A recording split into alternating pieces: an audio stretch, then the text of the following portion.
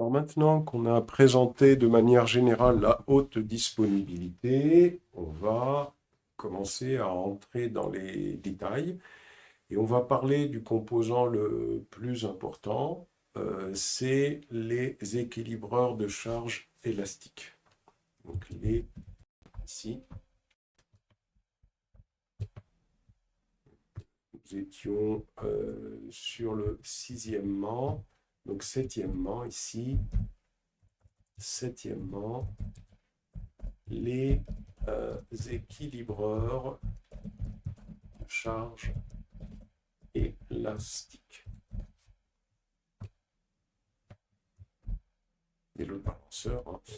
Donc, là, comme on l'a expliqué tout à l'heure, on peut imaginer qu'on dispose, on va revenir donc sur notre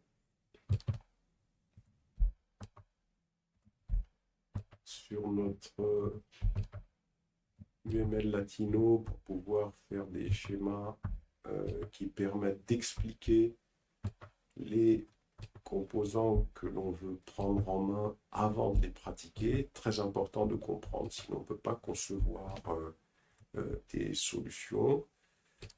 Donc, pour expliquer la notion d'équilibreur de charge élastique, on peut imaginer qu'on dispose d'une application d'achat accessible sur Internet. On suppose que les clients, hein, qui sont ici, ces clients, accèdent à cette application qui serait sur Internet, qui serait sur une infrastructure que vous auriez mis en place. Je prends l'exemple d'une application Internet parce que c'est l'exemple le plus simple à comprendre. Ici, donc, on a notre AWS. Et puis, les clients, ils accèdent au front-end d'une application qui est sur un site web d'achat dans une infrastructure qui serait existante au sein de notre cloud. Donc, on aurait un serveur web ici.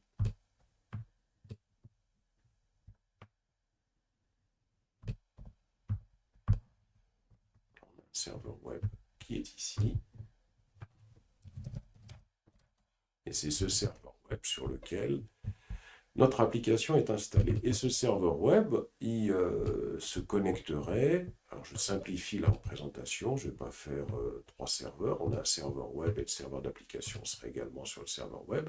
Et puis derrière, il y a un serveur de base de données. Je simplifie la représentation, puisque là, on va axer notre explication sur les ELB. Et là, comme on peut le constater, cette configuration, elle présente 2 points de défaillance uniques, hein, le serveur web et le serveur de base de données. L'application va cesser de répondre si l'un des éléments échoue. Ah, donc, je ne vais peut-être pas représenter ici le fait que le serveur web se connecte au serveur de base de données. Bien sûr, hein, pas de confusion avec ce qui a été représenté tout à l'heure. Ici, dans cette infrastructure-là, on suppose que le serveur web et le serveur d'application ne font qu'un. Peut-être pour ceux qui se disent où est passé le serveur d'application. Suppose que le serveur de web et le serveur d'application ne font qu'un, que les clients se connectent au serveur web, qui lui, comme on l'a expliqué tout à l'heure, va communiquer avec le serveur d'application qui est sur le même système et qui va interroger le serveur de base de données. Et là, comme on l'a expliqué, c'est que là, il y a 2 points de défaillance uniques. Hein. L'un, c'est le serveur web qui est ici, et l'autre, c'est le serveur de base de données.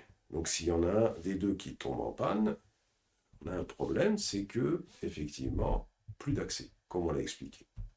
Et là, ce qu'on a expliqué, c'est comment on résolvait le problème. On résolvait le problème, tout simplement, en faisant en sorte qu'il y ait plusieurs instances de notre serveur web et serveur d'application et plusieurs instances de la base de données. C'est comme ça qu'on résolvait ce problème. Et ce qu'il y a, c'est que lorsqu'on fait ça, ça introduit un autre défi, puisque l'objectif, c'est de distribuer le trafic vers les serveurs supplémentaires. C'est-à-dire que là, l'idée, c'est la suivante, c'est qu'il faut mettre en place un composant qui va distribuer le trafic vers les serveurs supplémentaires. Donc là, un composant qu'on a appelé un load balancer. C'est-à-dire qu'il lui est chargé de distribuer le trafic vers les serveurs supplémentaires.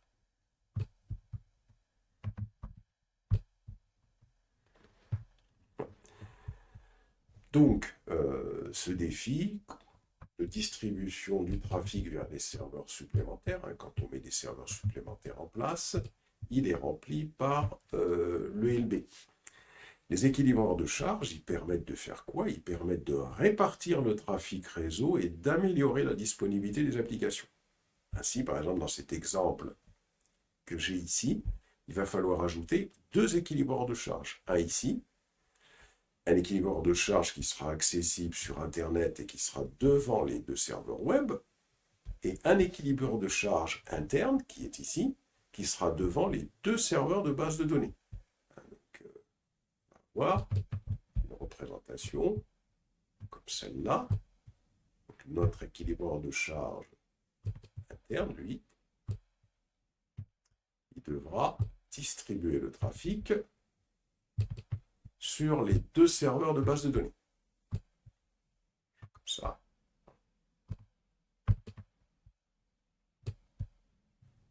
Comme ça. Et donc, on a cet équilibreur de charge qui est ici, qui est accessible sur Internet, qui lui recevra, celui-là, le trafic des utilisateurs sur Internet et il le distribuera au serveur web. Tandis que cet équilibreur de charge interne, il recevra le trafic des serveurs web, bien sûr, et donc, lui, ce qu'il va faire, il va le distribuer au serveur de base de données. Et donc là, on a une configuration qui est intéressante en matière de sécurité, parce que cette configuration, elle ajoute également une couche de sécurité supplémentaire, car désormais les serveurs web qui sont ici, ils sont plus directement exposés aux utilisateurs sur Internet, mais ils sont plutôt gérés par l'équilibreur de charge. Et d'ailleurs, aujourd'hui, la plupart des applications web d'entreprise et à volume élevé auxquelles on accède sur Internet, ils sont gérés par un équilibreur de charge. À mesure que de plus en plus de clients ici, à mesure que de plus en plus de clients déplacent leur charge de travail vers AWS, ils ont également besoin d'équilibreurs de charge au sein d'AWS pour distribuer le trafic entrant. Et ce type d'équilibreur de charge sur AWS sont appelés des équilibreurs de charge élastiques. En effet, les équilibreurs de charge qui sont proposés par AWS, ce sont des appareils gérés et qui évoluent automatiquement en fonction du trafic entrant. Ça signifie que vous pouvez vous concentrer sur la gestion de votre application pendant qu'AWS gère l'équilibreur de charge pour vous. Alors déjà, là, quand même, il y a 2 définitions à retenir. On va les écrire ici. Ce qu'il faut retenir, très important, c'est que les équilibreurs de charge, définition.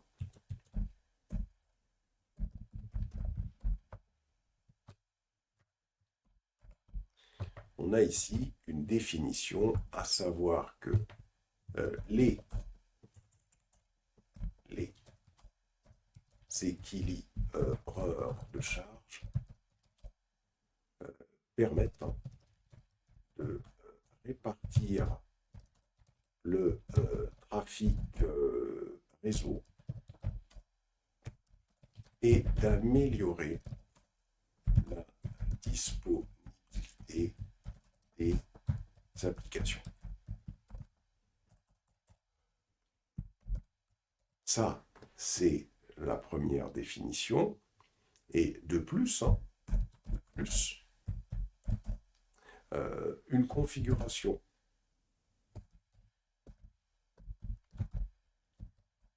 où on met en place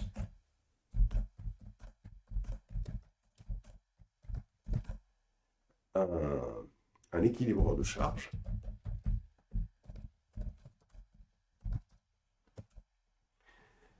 c'est une configuration, hein, le charge est une configuration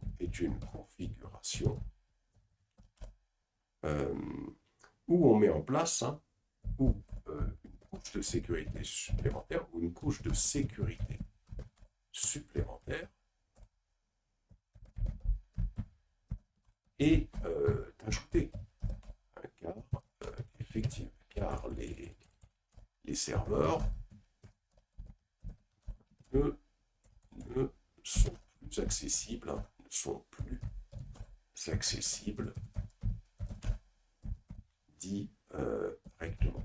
Donc, en matière de sécurité, il est intéressant de savoir que quand on fait de la haute redondance, comme on passe d'abord par un équilibreur de charge, eh bien, on a déjà ce premier aspect qui est mis en place.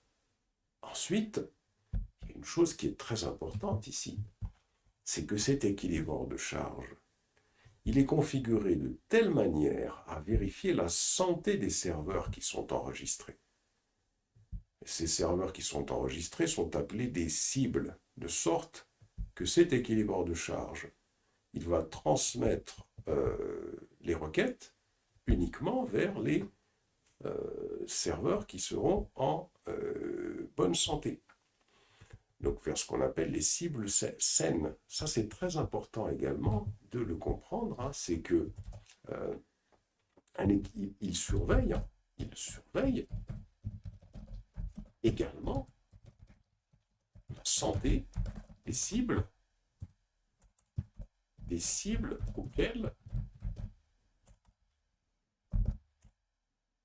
auxquelles il doit transmettre le trafic.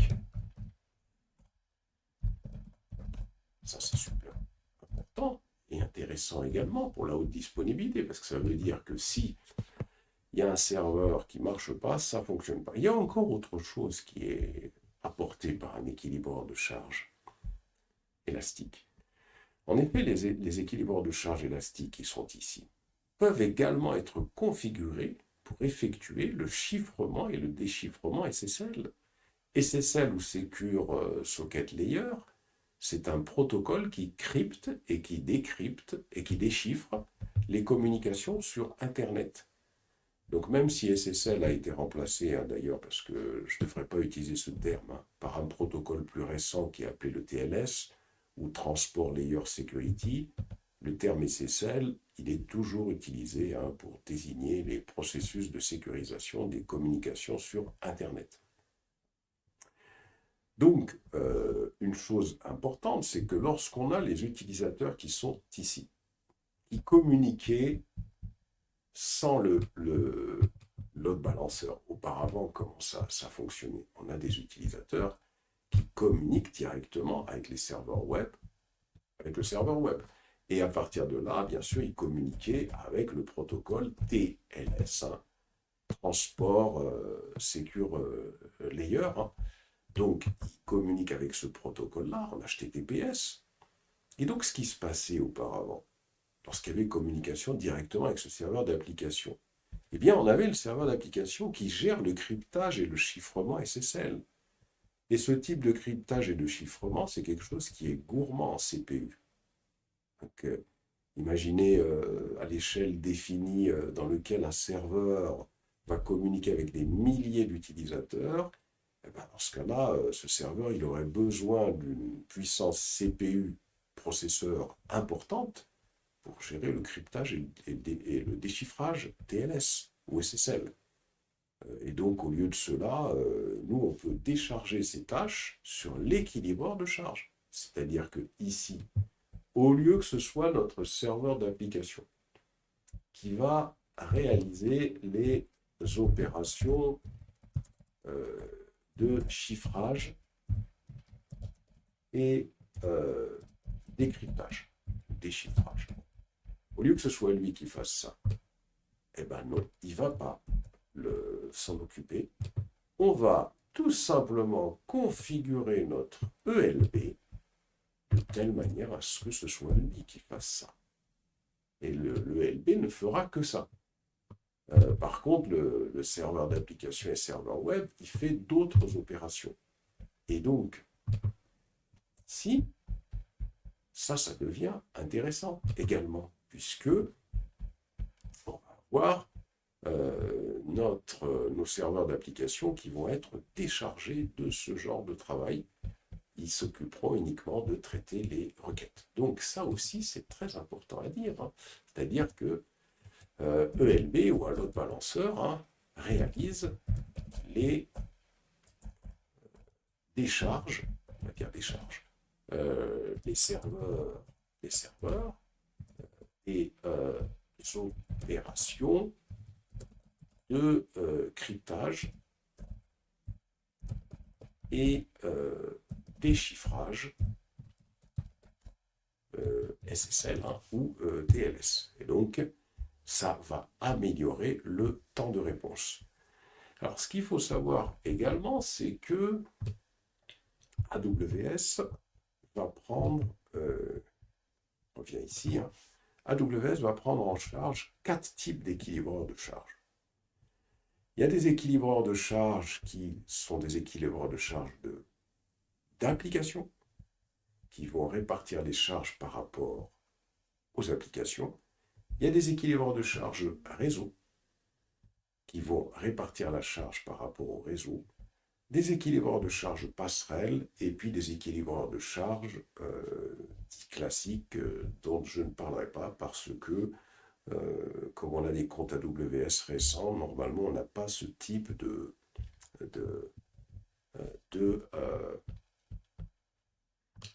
LB à gérer. Donc, il y a une chose qui est importante à retenir, c'est que AWS prend en charge 4 types. On les décrira un peu plus quand on va les pratiquer. On n'en pratiquera que 3, mais je donne les 4. 4 types d'équilibreurs de charge. Il y a les équilibreurs de charge d'application. Il y a des équilibreurs de charge réseau. Et il y a des équilibreurs de charge passerelle. Et bien sûr, ces équilibreurs de charge, comme on le verra, dépendent fortement du modèle OSI qui permet de modéliser un réseau dont je retoucherai un mot également. Et bien sûr, chacun de ces équilibreurs de charge possède des fonctionnalités différentes et destinées à des cas d'utilisation spécifiques. Mais avant de les comprendre, ces équilibreurs de charge en détail, on va parler des composants communs à tous ces équilibreurs de charge. Ça, c'est très important. Alors, on va revenir sur notre schéma ici. Ça, on n'en a plus besoin. Donc, on va se concentrer sur les composants qui sont communs à tous les équilibreurs de charge.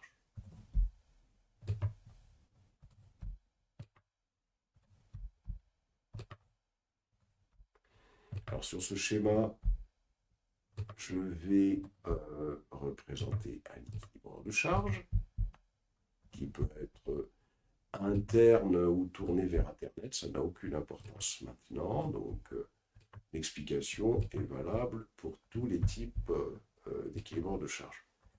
D'abord, quand on a un équilibreur de charge, je vais le placer au-dessus et je vais supprimer ici. ELB, hein, Elastic Load Balancer. Quand on a un équilibre de charge, d'abord, le premier composant dont il a besoin, quand on met en place un équilibre de charge, c'est ce qu'on appelle un écouteur. Un écouteur, on va le placer ici, par exemple. Alors, pour créer un équilibre de charge, on a besoin des composants suivants. On a besoin de ce qu'on appelle des écouteurs, des listeners en anglais. On appelle ça des listeners.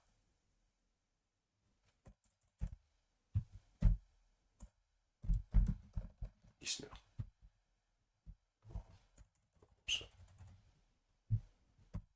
Listener.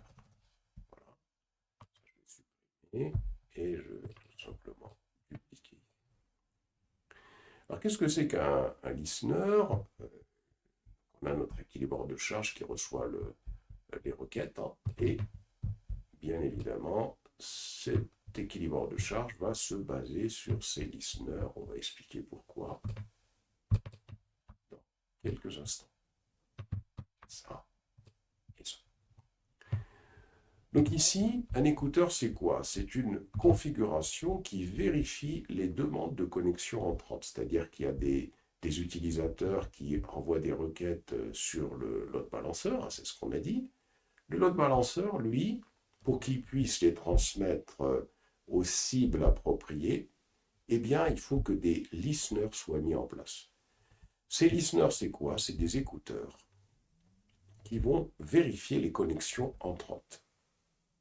Et le listener, il a un protocole qui doit être défini. Donc à son niveau, on va dire que ce listener, lui, il écoute les connexions TCP et il écoute les connexions TCP sur le port 21. Et puis, cet autre listener, lui, on suppose qu'il écoute les connexions TCP, il écoute les connexions TCP sur le port 443. Et donc, le listener, qu'est-ce qu'il fait? Donc, il vérifie les demandes de connexion entrantes.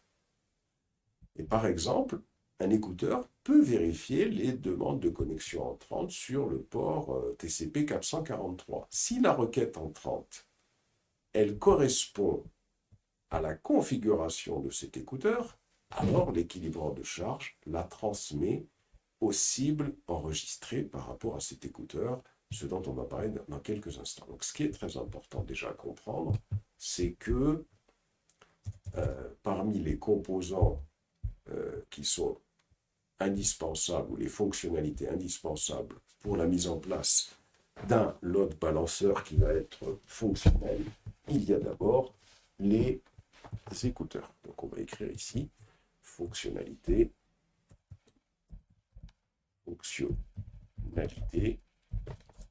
commune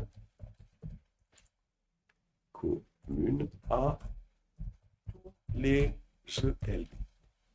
Tous les types de LB, hein, ceux qui sont définis plus haut ici. On a dit qu'il y avait ces trois types-là. On va les pratiquer, donc pas d'impatience. Ici, on a d'abord ce qu'on a dit, hein, l'écouteur. L'écouteur. On a l'écouteur. Et on a dit que l'écouteur, c'est une configuration qui vérifie les demandes de connexion entrante. Et surtout, on a expliqué qu'il a un protocole. C'est ce qu'on a vu. Hein. Il a un protocole et une définition de port.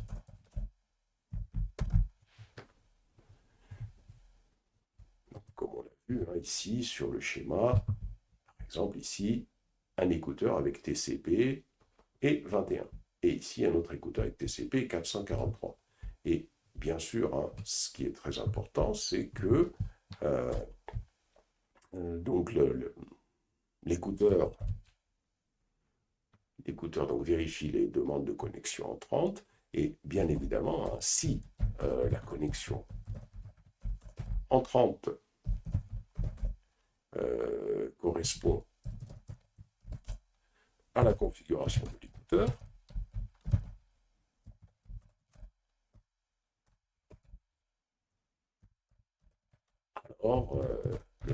curseur,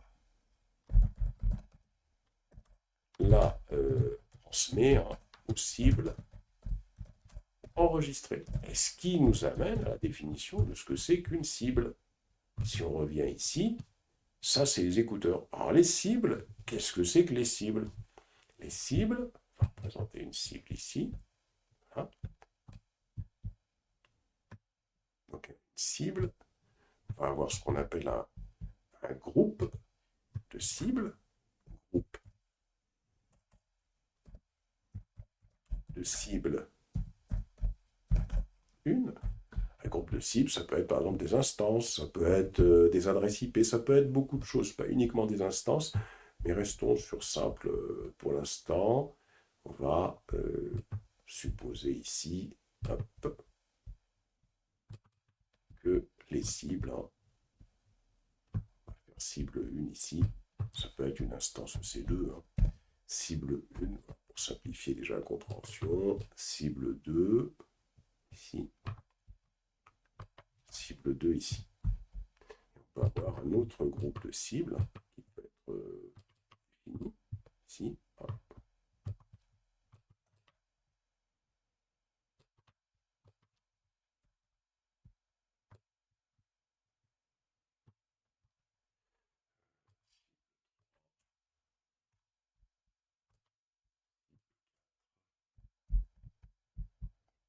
Et par exemple ici,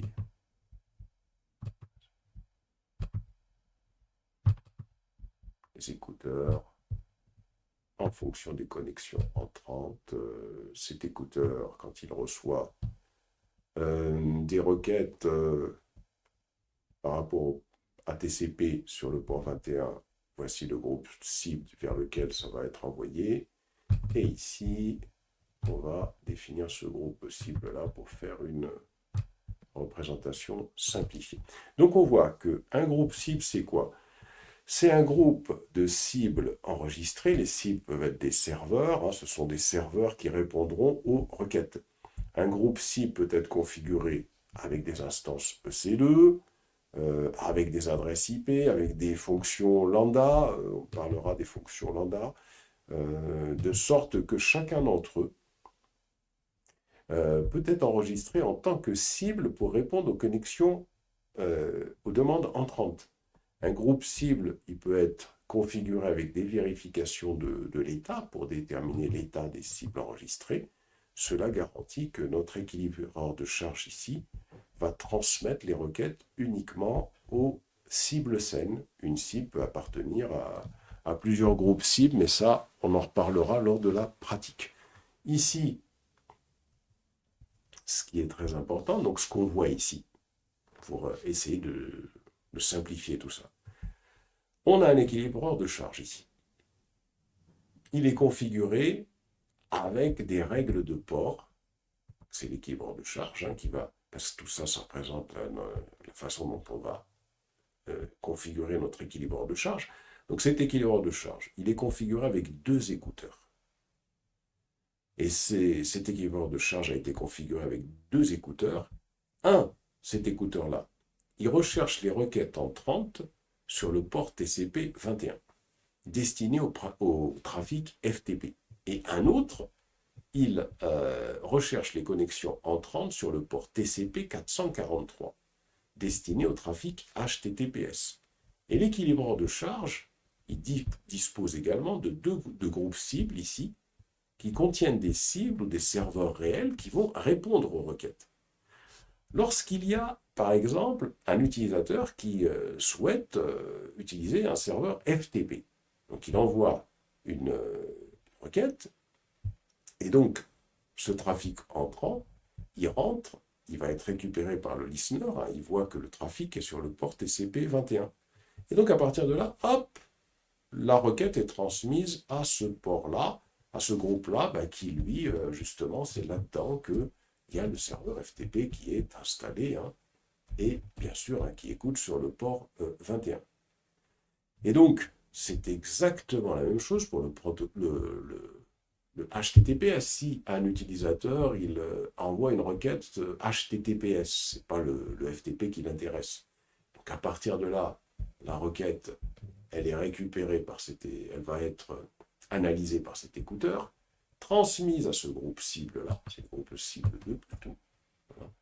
Et dans ce groupe cible 2, on a un serveur web sécurisé et qui, lui, bien sûr, attend des requêtes sur le port 443. Voilà les grands composants qui sont utilisés par notre ELB. Et donc ça, on peut également terminer avec cette dernière définition-là. Ici, c'est écouteur. Écouteur. Et par contre, ici, on a les groupes cibles. Et tout ça, c'est des composants qu'il va falloir créer lorsqu'on crée du load balancing. Donc ici, un groupe cible, c'est quoi? C'est tout simplement, c'est un groupe de cibles enregistrées. Les cibles sont des serveurs qui répondront aux requêtes.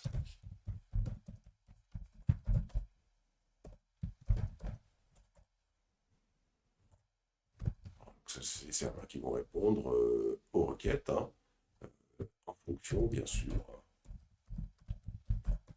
du port et du protocole identifié. Voilà pour présenter déjà de manière succincte les load balanceurs. On va rentrer un peu plus dans les détails maintenant avant de commencer à les pratiquer. Parlons maintenant des équilibreurs de charge d'application, les ALB, les équilibreurs de charge d'application, ce qu'on appelle les ALB. Équilibreurs de charge d'application, c'est ce qu'on appelle le premier type d'équilibreur de charge dont on a parlé, les équilibreurs de charge d'application, donc tout ce qu'on appelle ALB. Alors, les équilibreurs de charge d'application, ce qu'il faut savoir, que ce sont des équilibreurs de charge qui permettent d'équilibrer la charge du trafic au niveau HTTP ou HTTPS.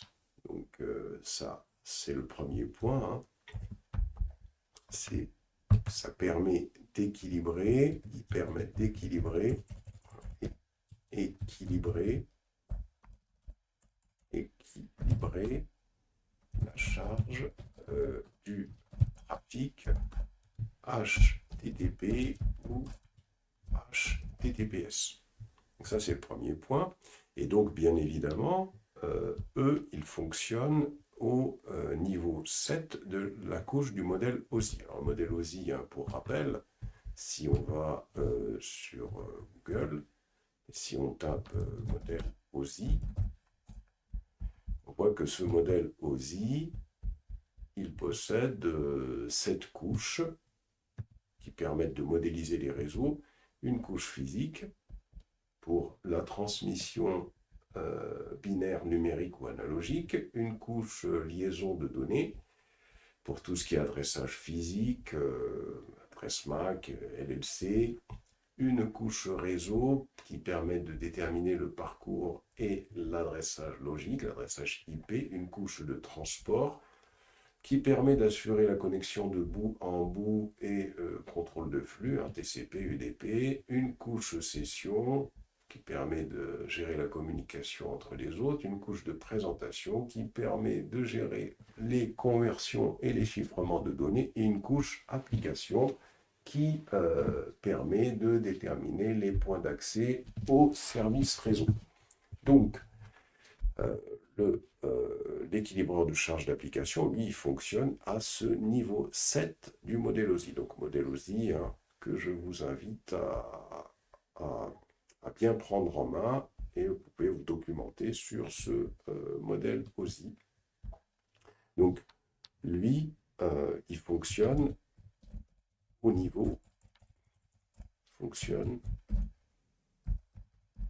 au au niveau de la couche 7 du modèle aussi. Ça, c'est important à retenir aussi.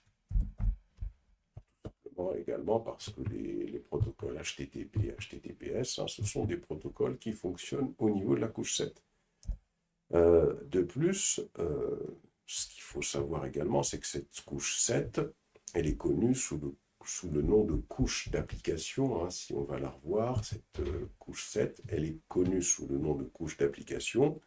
Et c'est au niveau de cette couche 7 que les protocoles d'application tels que HTTP, HTTPS, FTP, DNS et plus encore fonctionnent. Et donc, HTTP et HTTPS, dans le cas qui nous occupe pour le serveur web, sont pris en main au niveau de la couche application. Et donc, si on devait décrire ce que c'est que le modèle OSI c'est un moyen de représenter la communication réseau et l'équilibreur de charge d'application, lui, il fonctionne au niveau de cette couche 7.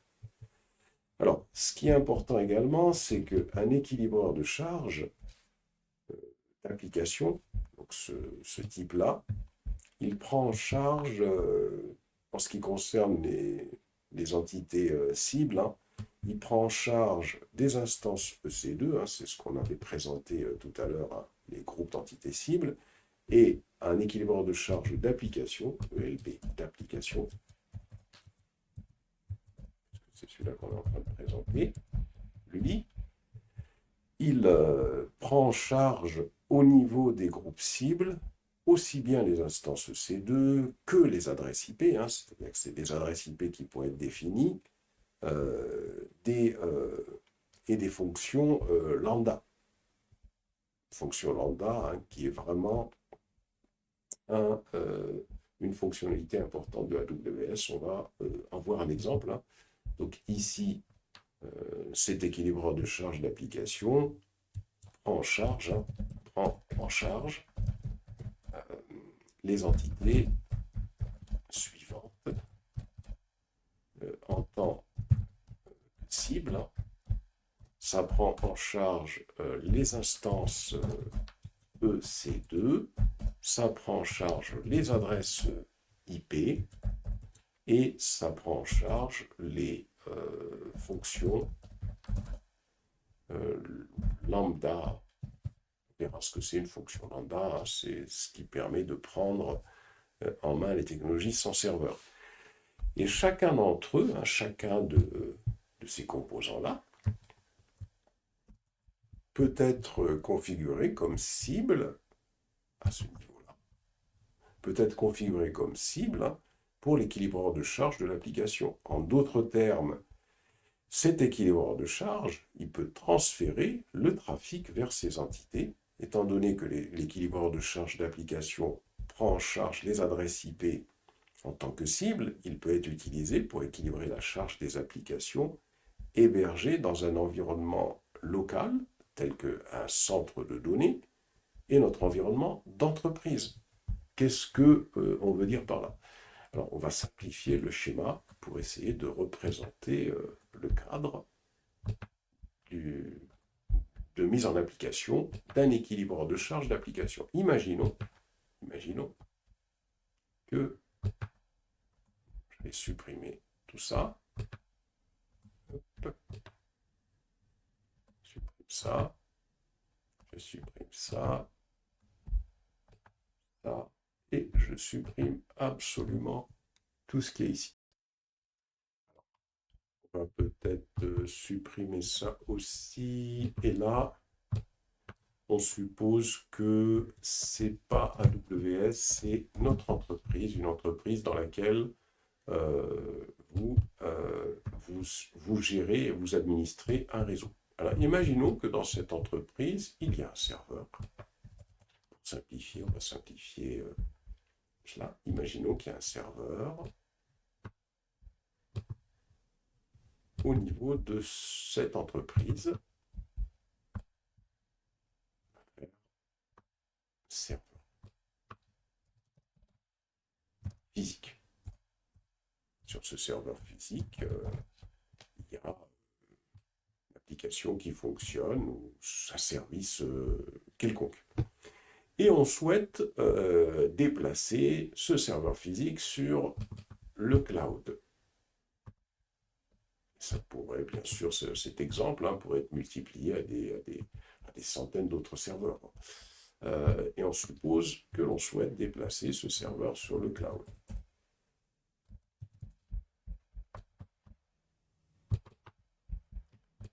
Souhaite, avec une instance EC2 par exemple, on souhaite envoyer ce serveur sur le cloud. Eh bien, pendant que cette migration va se faire, on peut installer un load balancer, ici. Je peux installer un composant de type load balancer.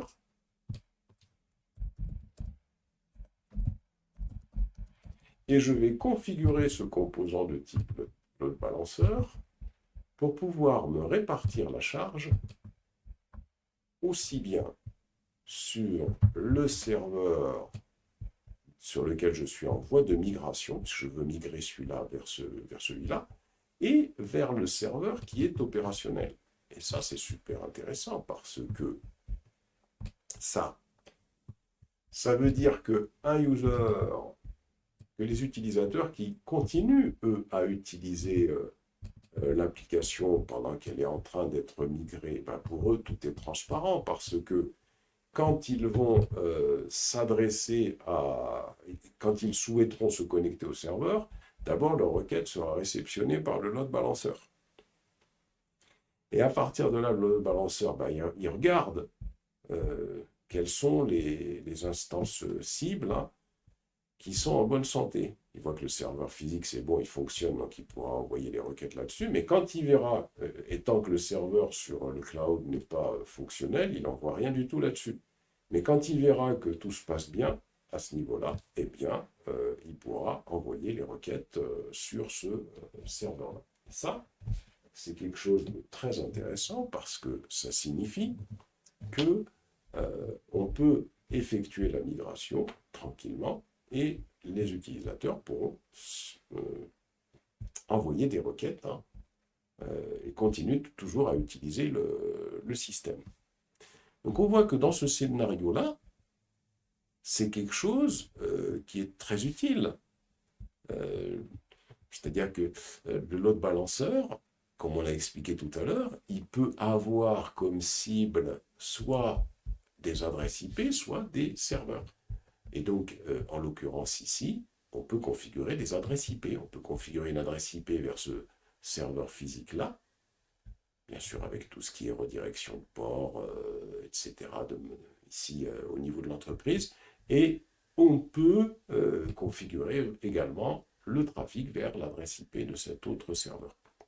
Et donc, on voit que dans un scénario comme celui-là, scénario de migration, où on souhaiterait déplacer progressivement nos serveurs sur site vers AWS, eh bien, pendant la migration, on peut équilibrer la charge entre l'adresse IP du serveur qui est sur ce site et les instances EC2 qui sont dans le cloud AWS.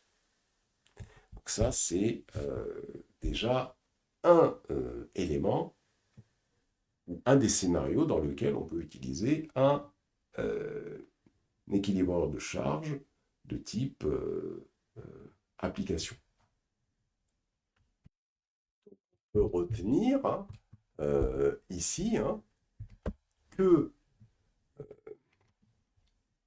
dans le cas où on a les cibles qui sont des adresses IP, par exemple, un scénario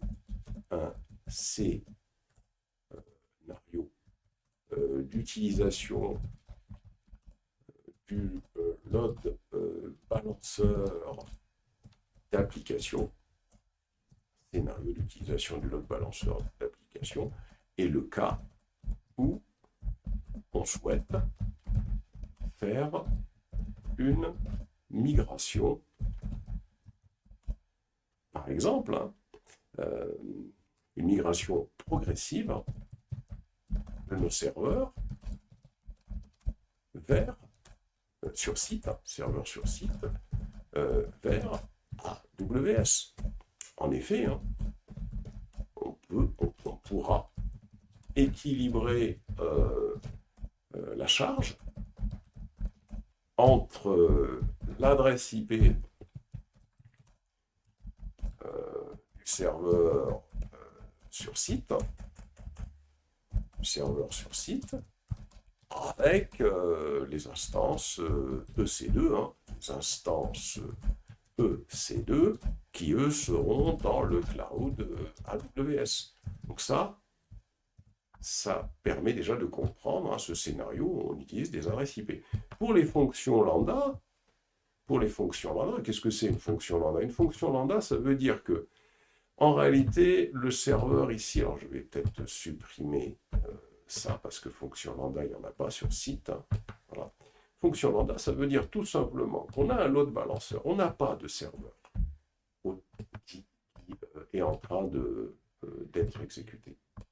On a des scénarios, on a besoin que le serveur se déclenche, un serveur se déclenche, alors peut-être il y en a d'autres qui sont en train d'être exécutés, mais pour expliquer cette notion de serveur lambda, on a un utilisateur qui souhaite exécuter une fonctionnalité, avoir une réponse. Il s'adresse donc à un load balancer qui est configuré pour avoir comme cible des fonctions lambda.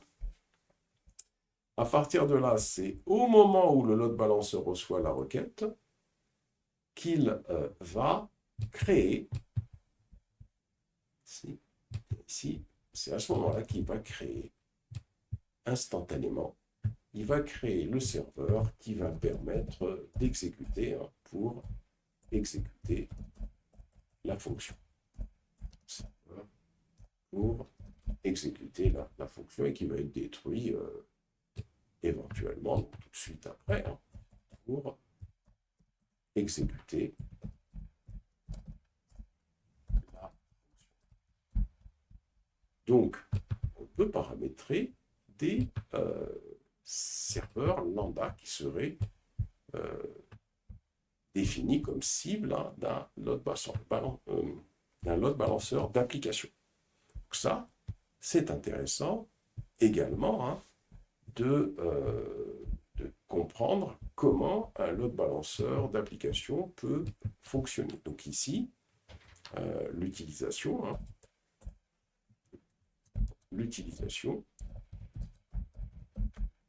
de fonctions lambda,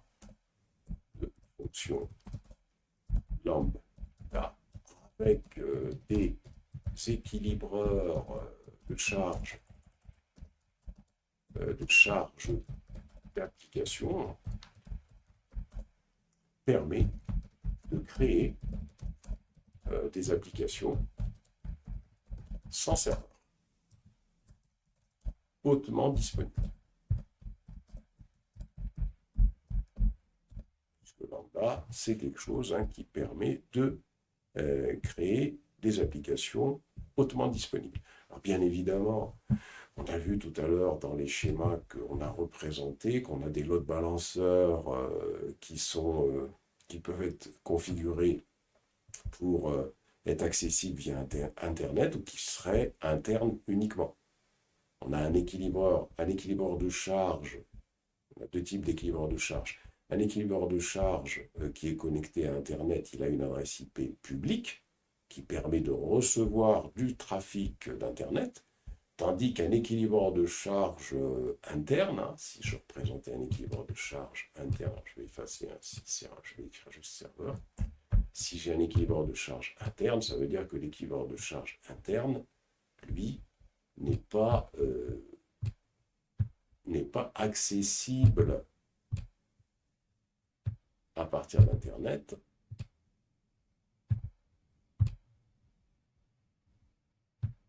Juste ici. Ici, on a un équilibreur de charge qui est accessible à partir d'Internet et donc qui possède une adresse IP publique. Tandis qu'on peut avoir des équilibreurs de charge comme cet équilibreur de charge qui, lui, ne possède pas d'adresse IP publique, qui va répartir la charge de ce serveur vers d'autres serveurs qui seraient dessous, comme on l'avait expliqué tout à l'heure dans un précédent schéma ou dans le cours précédent. Et donc je pourrais avoir un équilibre de charge qui serait ici. Et puis derrière, on aurait ici des serveurs vers lesquels cet équilibreur de charge interne va répartir la charge, par exemple. Puis bien évidemment, je pourrais avoir, si je voulais que le schéma soit complet, je pourrais avoir, bien sûr, puisque un équilibre de charge, la charge sur plusieurs serveurs. On va faire comme ça, juste pour faire ma représentation. Et les explications. Voilà. Et voilà. Donc ici, dans une représentation comme celle-là, qu'est-ce qu'on a? On a un utilisateur qui s'adresse à un load balanceur.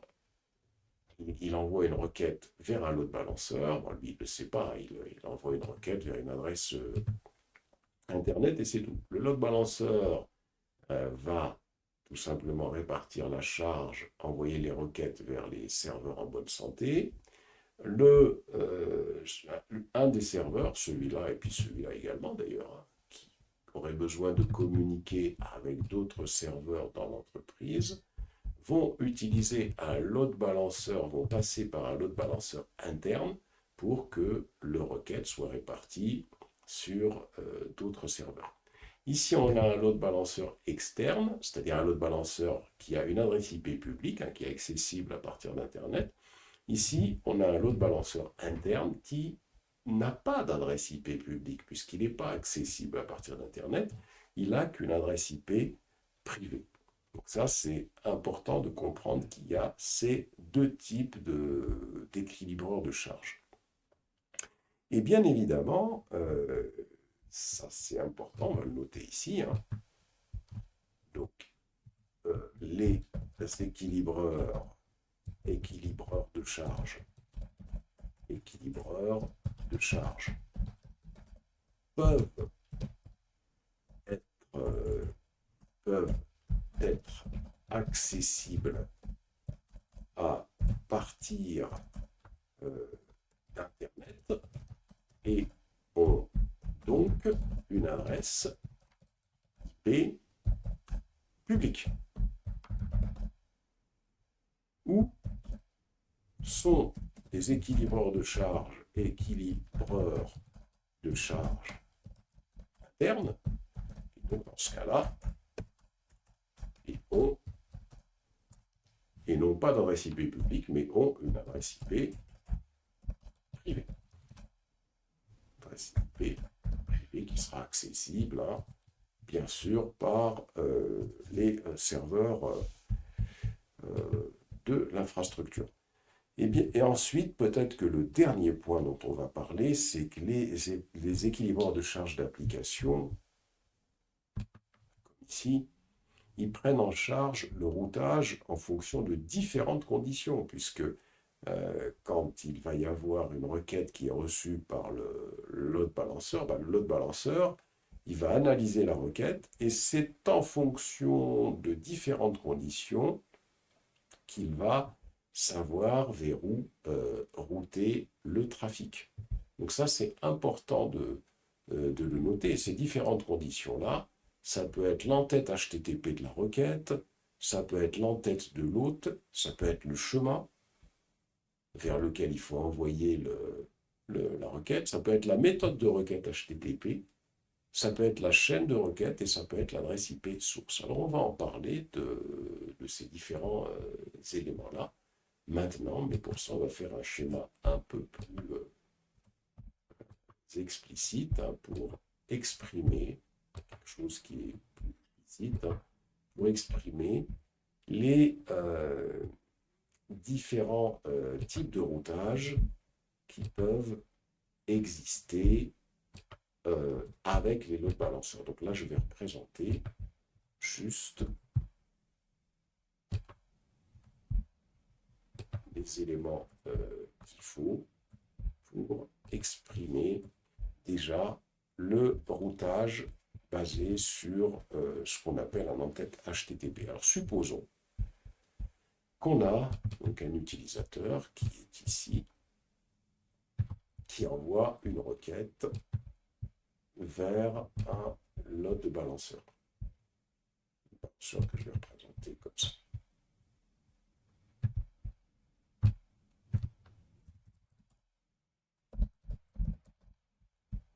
Ce load balancer-là, on lui a défini, bien évidemment, des écouteurs et des groupes cibles. Mais on va rester que sur les groupes cibles. On lui a défini, par exemple, 2 groupes cibles. On a défini un premier groupe cible et on lui a défini un deuxième groupe cible ici.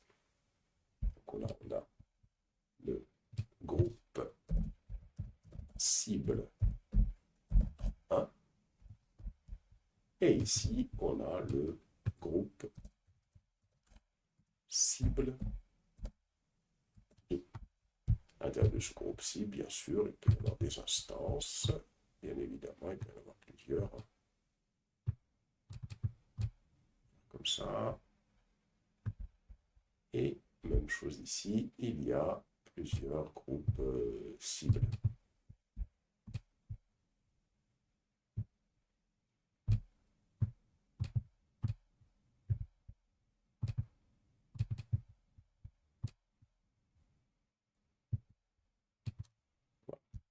Et là, la question qu'on se pose, on se dit, mais à partir de quoi, voilà, lorsque le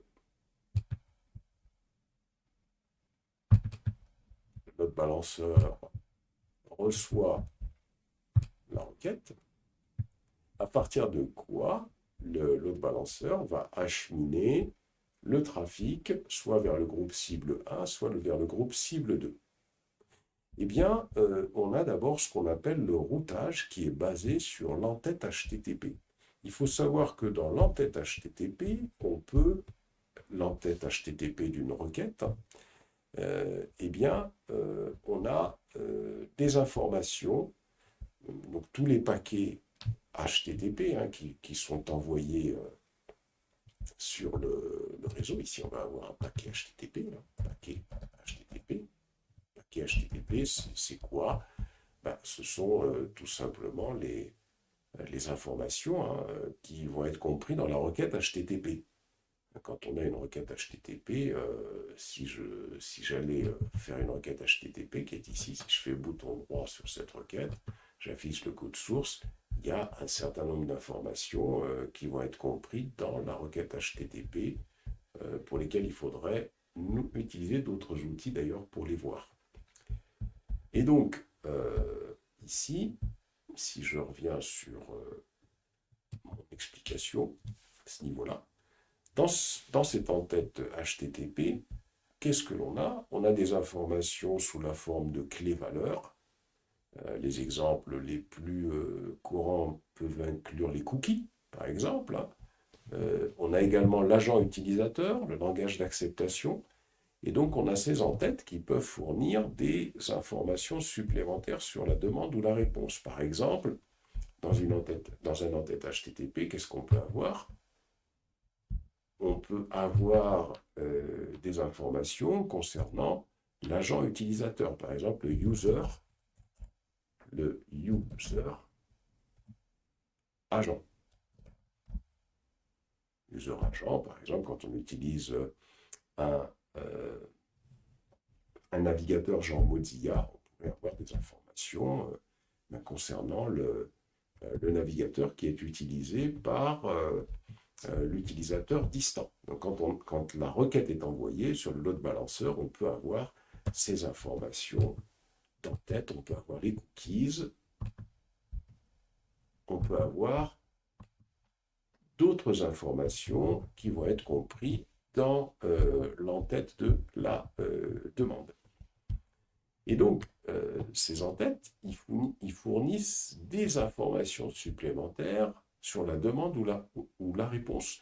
Donc, on a un routage qui peut être effectué par le load balancer qui va être basé sur cette entête HTTP.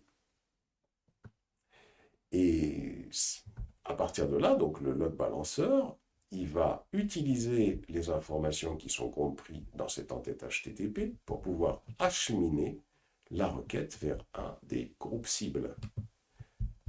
Par exemple, lorsque on fait une demande à un serveur web ici, le navigateur, il envoie automatiquement les informations sur notre appareil et sur notre navigateur, comme on le voit ici, sous la forme d'un entête HTTP appelé user agent, agent utilisateur.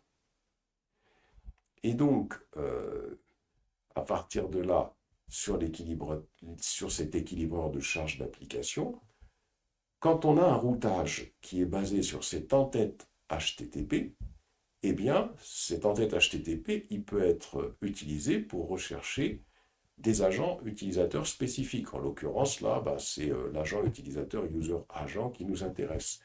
Et donc là, on peut paramétrer ce load balancer pour que les demandes provenant d'appareils spécifiques, tels que les téléphones mobiles, puisqu'on aurait ces informations-là dans le user agent, vont être acheminées vers les groupes cibles responsables des traitements de ces demandes. En d'autres termes, on va se dire, bon bah tiens, si je détermine dans ce user agent, supposons que dans ce user agent, tiens,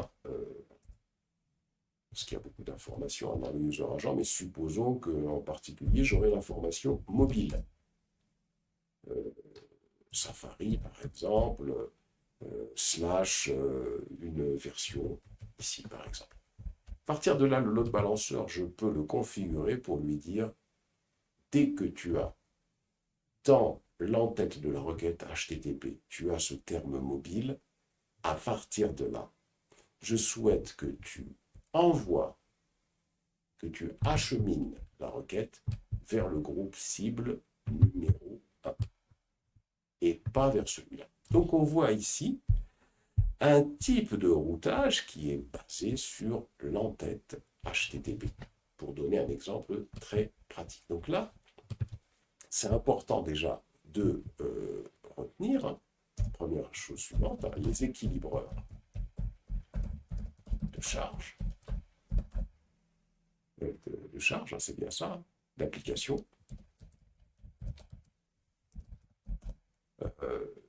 prennent ou fonctionnent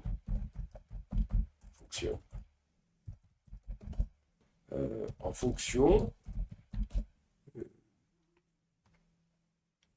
alors on va faire comme ça, le point, du routage basé sur l'entête HTTP.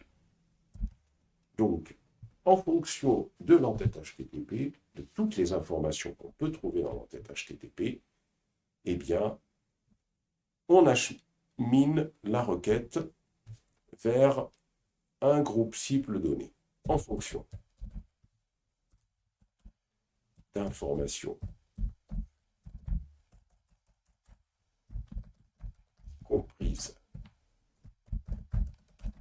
dans l'entête HTTP, dans l'entête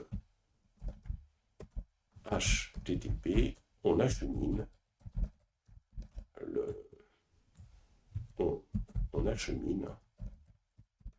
les paquets vers un groupe cible donné. Donc ça, c'est important déjà de retenir ce premier type de routage-là. Mais on n'a pas que celui-là. On a également autre chose. Par exemple, supposons que je revienne ici sur mon structure. Supposons que ici, par exemple, j'ai un groupe cible qui serait celui-là, qui héberge, par exemple, on va supposer que ce groupe cible, il héberge, je fais ici, on suppose qu'il héberge par exemple, un, un serveur ou des serveurs hein, qui, comme ça là,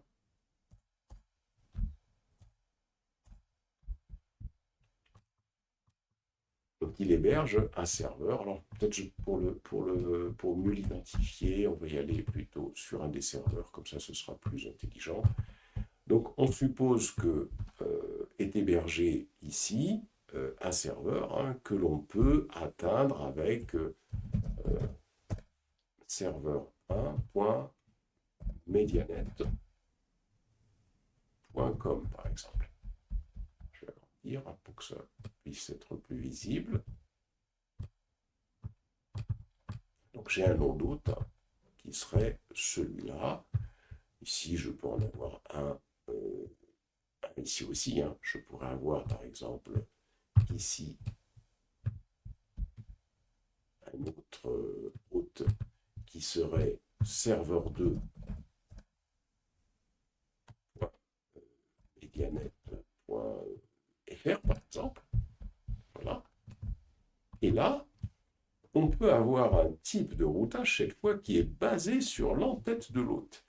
C'est-à-dire que ça va nous permettre d'acheminer la connexion entrante en fonction du nom d'hôte contenu dans la demande. C'est-à-dire que ici, on va plus s'intéresser à l'entête, on va plutôt voir quel est le nom d'hôte qui est contenu dans la demande. Donc, le nom d'hôte hein, contenu dans la demande, on va voir par exemple ce nom d'hôte, host, qui sera égal à www ou serveur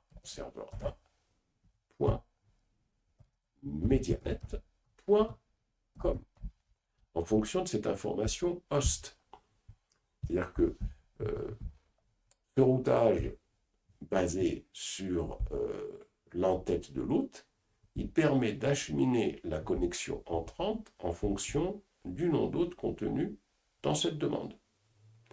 Et ça, c'est intéressant parce que dans l'équilibreur de charge de l'application, dès qu'il va recevoir cette requête, à partir de là, il saura que le trafic, il doit l'acheminer vers le groupe cible correspondant, à savoir ce groupe cible-là, celui-là.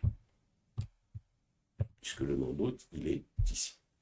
Donc ça, c'est un autre type de routage hein, qui peut être pris en considération. C'est ce qu'on appelle le routage basé sur l'entête de l'hôte. C'est routage basé sur l'entête de l'hôte.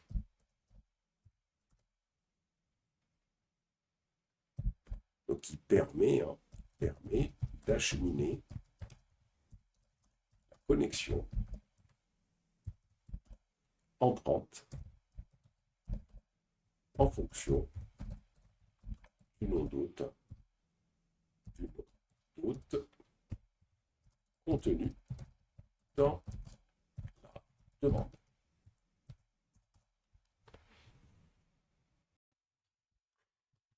Ça, c'est le routage basé sur le nom d'hôte. On a un autre type de routage, c'est le routage basé sur le chemin. Ça veut dire que, supposons par exemple qu'il y a des... ici, on a un serveur 1. Ici, un serveur 2. Ici, notre serveur 3. Et ici, on a un serveur 4. Et supposons que sur ce serveur 3 ici, on a un dossier document, par exemple, pour essayer d'expliquer les choses simplement. Ici, au niveau de la requête, on va avoir une requête qui pourrait être, par exemple, je vais effacer cette chose-là. On peut imaginer que notre requête va être quelque chose du genre http adresse IP, par exemple, je vais mettre adresse IP, et puis juste derrière, on va avoir slash document.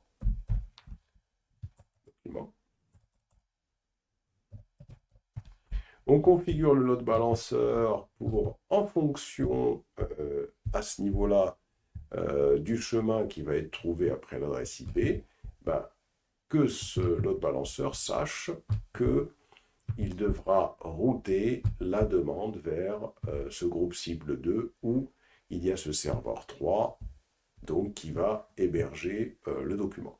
Donc on voit que ici on a un routage basé sur le chemin qui permet d'acheminer les connexions entrantes en fonction du chemin d'accès ou de l'URL demandée. Ça, c'est très utile hein, quand on a un contenu différent qui va être hébergé sur différents serveurs et qu'on souhaite acheminer la connexion en fonction du chemin d'accès ou de l'URL demandé. Voilà, donc ici, on a un parfait exemple. Donc ça, c'est également un autre type de routage. On a le routage basé sur le chemin. Et donc, ce routage basé sur le chemin permet d'acheminer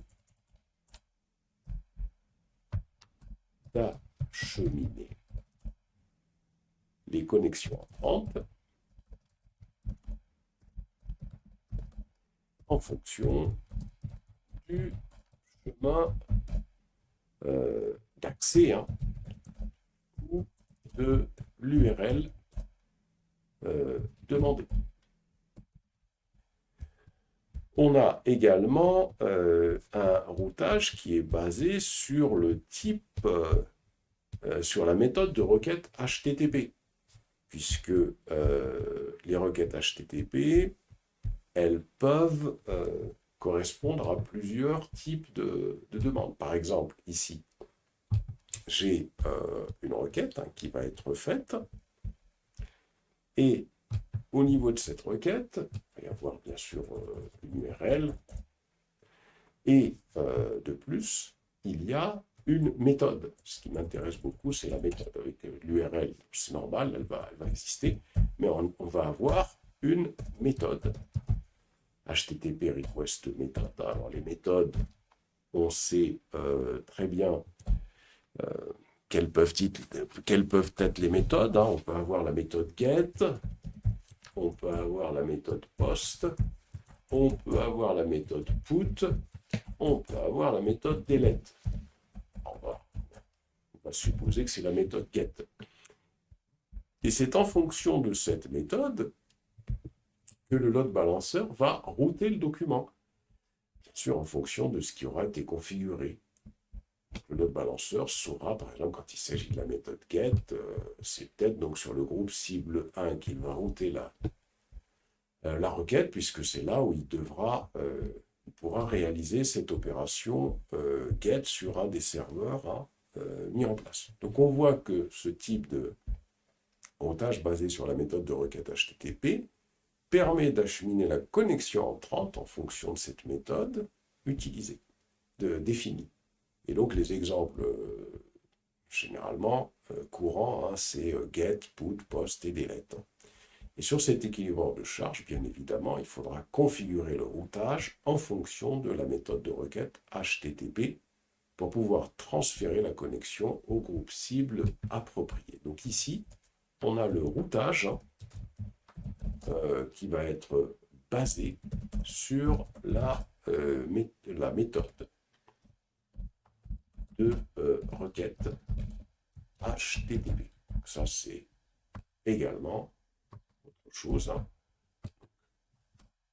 Ici, on achemine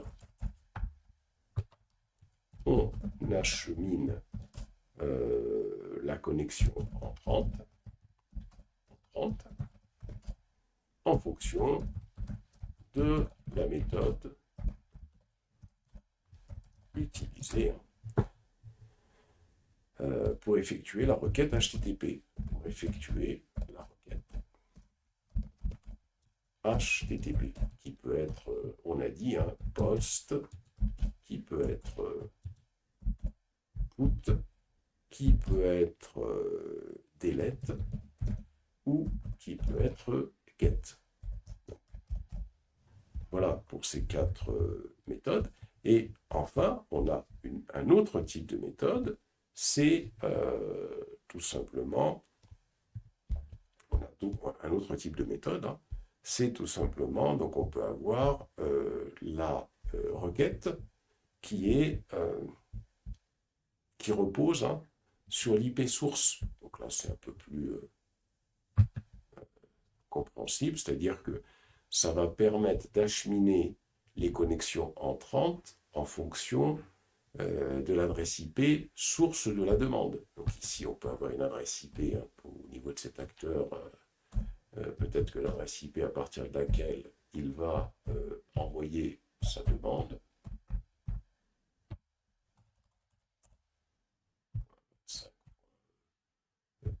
Par exemple, hein, stage 24. Et donc, en fonction de cette adresse IP, donc ce qui va se passer, c'est qu'on va avoir le load balancer qui va être configuré. Donc, c'est plus, bien sûr, c'est pas la méthode HTTP request. Donc, on configure le load balancer et on le configure de telle manière à ce qu'il va acheminer les demandes entrant d'une plage d'adresse IP spécifique vers un groupe cible spécifique. Donc c'est en fonction de l'adresse IP. Donc ça, c'est ce qu'on appelle le routage basé sur une IP source.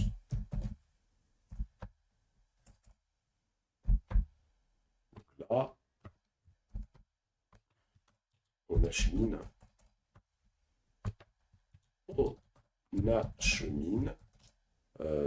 les demandes entrantes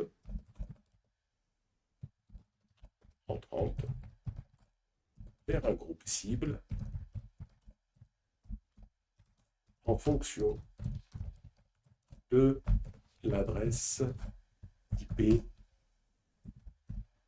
source.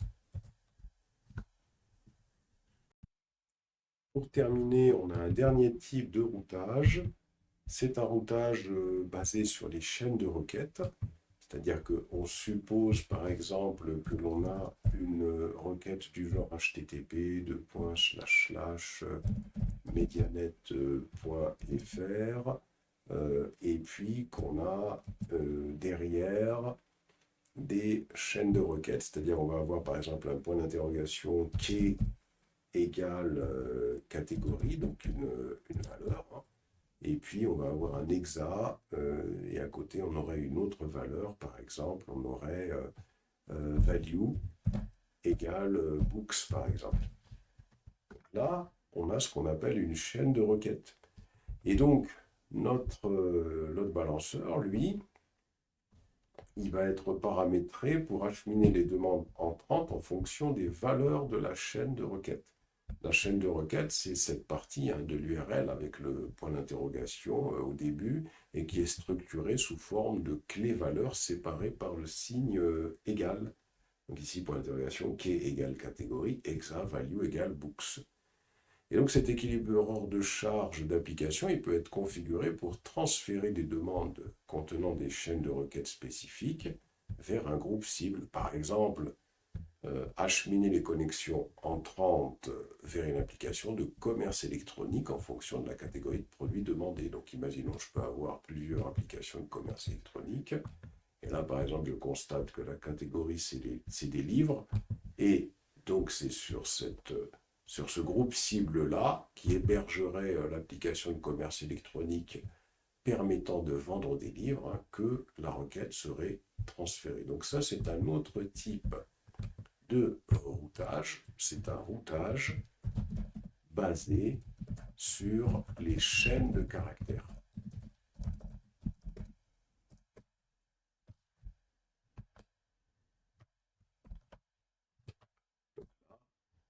Ça permet, c'est un type de routage qui permet d'acheminer les demandes entrantes en fonction fonction des valeurs de la chaîne de requêtes. Voilà pour présenter les différents types de routage qui existent. Et maintenant, on va passer à la pratique.